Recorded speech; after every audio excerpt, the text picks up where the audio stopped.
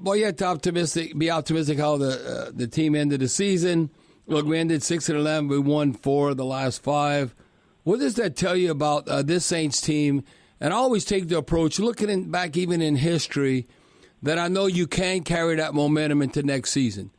Because I think the way your mind works, a human nature, boy, if you end on a positive note and you got some kind of momentum, that can transfer to the next season.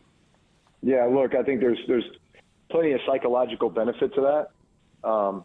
I think what we should be most proud of is the fact that, I thought we were the best team in the division down the stretch. Unfortunately, it's the cumulative effect of, all the wins and losses, and unfortunately we just started off with not many wins. And so it made us kind of playing from behind, that second half of the season. But nonetheless, you beat Carolina twice, who is the division winner. You beat the Bucks down the stretch when, they were playing for a lot. I think for those reasons, we should be really proud. I think everybody feels like, Tyler Shough has shown, so much your growth and development just in that short amount of time. He was already a pretty mature, guy, but also the fact that, you had a new offense and a new defense this year, scheme-wise. The second half of the season, I felt like for both sides of the ball, it just felt like everybody was really developing a comfort level with the scheme and what they were doing. I love seeing the year that Cam Jordan had, DeMario Davis, guys that obviously are at the, towards the end of their careers and have played so long and yet are still so productive. The year Chase Young had, some of these young receivers, really stepping up and having the opportunity to play after, you trade Rashid Shaheed and the way Olave finished the season. So just the way that I think so many bright spots that just get you excited about what next year is going to look like. Now, Drew, let's talk about Shough. Looking at the quarterback, he's being praised around the league and here at home now. Fans are saying, that's our guy. He's the quarterback of the future. Then they say, well, Bobby, why we didn't start him sooner? Or we could have maybe been in the playoffs if that was the case. Now, that's all hindsight. How do you know when a quarterback is ready? And do you see wisdom in the timing of maybe making, Tyler Shough QB1 when it came about? Because I look at, Pat Mahomes, the great Pat Mahomes, he didn't even play the first season. Yeah. Okay, you can go on and on examples, but just talk about that even when, from your expertise opinion, and when you came about, how do you know when a QB is ready? Well, look, I'd say this, Kellen Moore would be the only person who could answer this, but if Tyler Shough was the best quarterback for the job at the start of the season, I don't know why he wouldn't have started. So in other words, I'm assuming that Kellen Moore, that it was a fair competition during training camp, and that Spencer Rattler started because Spencer Rattler won the job. And you're not just going to give the job to a guy. He's going to have to earn it. And so maybe he felt like, hey, Spencer Rattler gives us the best chance to win right now. But then at some point, you reach a time in the season where it's like, hey, we need a spark, or we need a change, or, hey, Tyler's shown us enough now that, hey, he deserves an opportunity. And then he gets the opportunity, and obviously he grew in leaps and bounds, just even after his first few starts, and it got better and better as the year went on. So I'm sure there was a reason for that. Look, it's hard for a guy just to step in straight from college and play. I can tell you, man, even just sitting and observing and watching and going through practice and running scout team and all those things, you develop. You develop, and it kind of avoids maybe some of the risk of like throwing a guy in the fire. You lose confidence, that kind of thing. Look, hindsight's 20/20. Who knows what the season could have looked like had he started the year, but I'm sure that if he was ready to start the year, or if Kellen felt like he was the best guy for the job, he would have started. Well, Drew, I was at practice every day, in OTAs, minicamp, training camp, and I can tell you, no, he did not beat out Spencer Rattler. Now, when Spencer Rattler struggled, he would move the ball, but we could never score in the red zone, to get that far. But as far as to say, that Spencer Rattler should not have started the season, that was not the case. And I'm going back when they were practicing against the Rams, even in California, who's getting the job done. And I thought if Spencer Rattler wins, he'll continue to be the quarterback. And then if he doesn't win, then I can see I can see Tyler Shough getting an opportunity. I got Drake May on the brain because I'm thinking, okay, look at a great Drake May. He might be the MVP or him or Matthew Stafford. And they went with Jacoby Brissett when he came on board with the Patriots. And I think it was like week 6 when they started with him. And look where they're at with him now. So, and even your case, you mentioned like Doug Flutie before, who's like a mentor to you. Yeah. So it's to me, people don't realize everyone has the physical ability. You wouldn't even have an opportunity at this level, but how the whole confidence factor and having success and playing and your teammates trusting you to be that leader, I just think it was the right timing and that, hey, we need to move forward for next year for, winning the NFC South. And I think Kellen Moore, the whole organization, went about the right way with Shough. Yeah. I think that him having a chance to sit for the first half of the season probably was great for his development and just adding some fuel to the fire. He knew that he was going to get an opportunity. He was preparing to be the starter every week. And then when he got his opportunity, he was ready. And he was appreciative of it, because he had waited his time. Now, Drew, where do you think, biggest gaps right now on this Saints team? If you put your GM hat on, what are the priorities in the draft? And then you look at a combination of the draft and free agency. I know right now I'd be shocked if Tyler Shough is not the long-term quarterback. Now, what does that mean? Obviously, what have you done for him lately? You're always going to be judged that way. But I look with you, and I know you would attest to this, that how important is to have those interior guards to help Shough even play better, to step up in the pocket. It's good that you can run and get out and ad-lib and make plays, but I think at times that I definitely know we can get better on the offensive line, and we've tried to address that in the first round, but it just hasn't happened. Trevor Penning, you look now, he's with the Chargers. He's been a liability. Cesar Ruiz, we paid him, but come on. To say now, if he was a fourth or a fifth round pick, you'd say, okay, yeah, well, he's fighting, he's doing that. But just talk about what we need to address. Like I said, maybe biggest gaps on the team to take that next step to win the NFC South. And I know, like, fans don't want to hear this; they want to hear some skilled player, and they don't hear we drafting another damn lineman. They would be like, okay, we've been there, done that. But I know how important that is. And whether you get a stud running back. We pick at number 8. Bijan Robinson was the 8 overall pick. You look at Jeremiah Love coming out of Notre Dame. But I know I said a lot there, but just you break all that down. Yeah.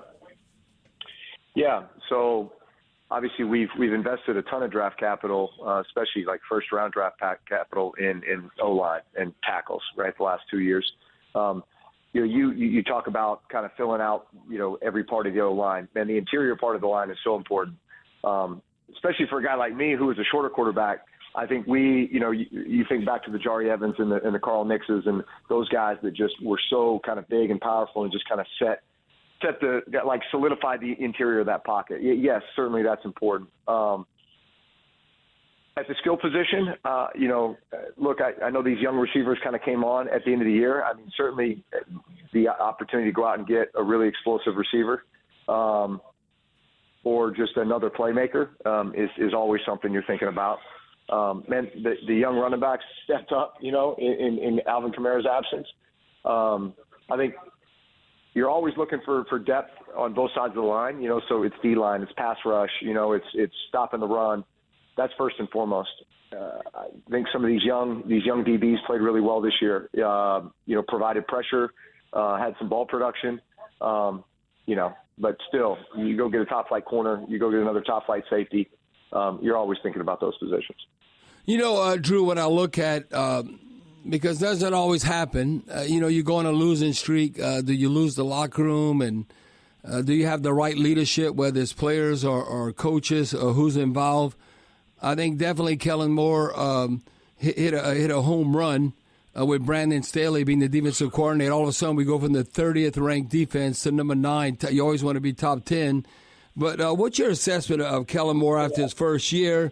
I mean, I'm looking, the team never quit. They fought to the end under serious adversity when you think about it. And everybody in the locker room have nothing but praise from the rookies to the veterans about what Kellen Moore did. And how hard is it for a first-year head coach to gain that much respect and belief? You've been around enough football that just doesn't happen by accident.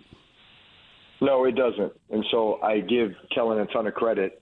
And like you said, look no further than the way that the guys in the locker room talk about him.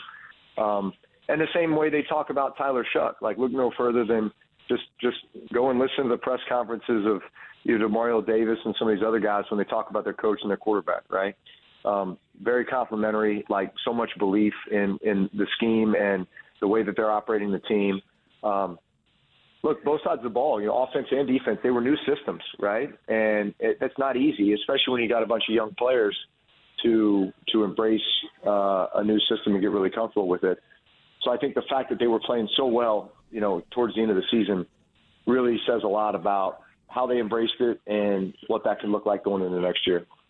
Drew, when do you know? I don't know. I guess if you still think you could do it and they're paying you whatever, you go out there and if you're confident in your ability, because there's pros versus pros, you look at Phillip Rivers. He comes from coaching high school, and then a relationship he had with the Colts and that organization. He came back, and you look right here in our own backyard, Cam Jordan, Demario Davis, Taysom Hill, some of the beloved veterans that Saints fans have come to love. And you look at Cam and Double D already said they still have a lot left in the tank, and that's proven in what they produce. Look, the most tackles they ever had in a season, Demario Davis. Cam Jordan, 10.5 sacks. So when you look at all that, do you think they're coming back, and maybe will it be in the Saints uniform? Will they? I don't know. That's a hard thing. It's, I want to be a Saint for life.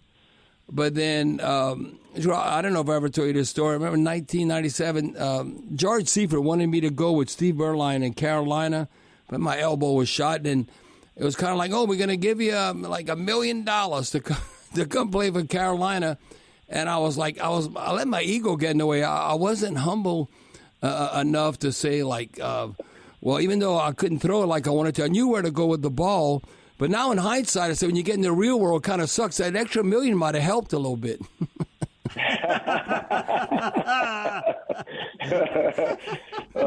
Yeah, that's, compounding interest, Had you invested that back in, what year was that? That was 1997. Oh, man, I'm telling you, that's, almost 30 years ago. Golly, You'd be living on an island. You'd be living on an island somewhere. Yeah, but it's like, I want to go out on my own terms. I don't want them to run me out of town and stuff. But it was but yeah. So here you got household names, Saints fans: Cam, Jordan, Demario, and Taysom. Yeah. Look, man, it's what every veteran player kind of battles. Is father time catching up with you? Look, there's no doubt, the season is long, right? And it's only getting longer, especially if they decide to go to 18 games here at some point, right? Yeah. So it's just the ability to come back week after week and recover and be able to put that same level of, kind of effort and performance on the field week after week. So only those guys know, what that looks like. I'd say this of all those guys, like, Demario Davis is the one who literally never leaves the field, right? Cam, obviously Cam, there's a rotation, typically with the edge players, man, Cam still has a bunch of great life left in him as a pass rusher and as a guy who can still stop the run really well. Taysom just does so much, right? But there's Taysom could be out there playing whatever it is, 40 snaps a game out of the 65, at various positions, doing whatever you need them to do. So, all those guys could absolutely still do it. It's just a matter of, how much, and just having a realistic expectation, it's not fair for anybody to put unrealistic expectations on them. And I think they need to be honest with, themselves and with the organization as to, okay, here's what I can give you. Like, here's what I am capable of. All right, that works, man. That works for both sides. Let's go. Now, Drew, what do you hope Saints fans take away from this season, the Who Dat Nation, about where their team is headed next. Because I think just talking in public, you're pumping gas. I always say this at the gas station, at the grocery store. And they go, oh, Bobby, I'm real optimistic about next season. And so why not win the NFC South and what that might take and the big jump? Just look where the Patriots. They won 10 more games than they won the previous season. And the quarterback made a difference. So what do you think the Saints fans they take away from this season heading into next? Look, they should be so encouraged. The way I always looked at it is, you have to keep in mind that the other teams in the division are going to get better too. I think Carolina is only going to get better. They got a young quarterback who made some strides this year. They got 3 really good receivers, 2 good running backs, a defense that the secondary is young and getting better. So it's, everybody else is going to get better too. But at the same time, I think you look where we're at right now and our ability to continue to add to our roster through the draft and free agency. And you got to feel good about where we are, especially down the stretch where, man, it stunk to lose to Atlanta. If we beat Atlanta in the last game of the season, you're sitting there going, hey, we won our last 4 divisional games in a row, 2 of them against the Panthers who won the division. 1 against the Bucks and 1 against the Falcons. You would feel good about that.